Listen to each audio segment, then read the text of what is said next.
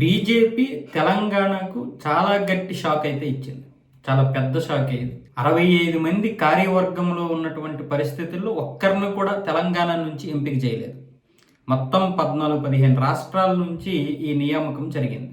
ఆంధ్రప్రదేశ్కి చాలా మంచి ప్రాధాన్యత ఇచ్చారు. డికే అరుణ గారు ఉపాధ్యక్షులుగా ఉన్నటువంటి పరిస్థితుల్లో ఆవిడకి ఆ పదవి తీసేసి ఇటు పురంధేశ్వరి గారికి ఇవ్వడం అనేది ఇప్పుడు చర్చనీయాంశం. అది కాకుండా ఇప్పుడు ప్రస్తుతానికైతే కిషన్ రెడ్డి, బండి సంజయ్ ఇద్దరు కూడా కేంద్ర మంత్రులుగా ఉన్నారు.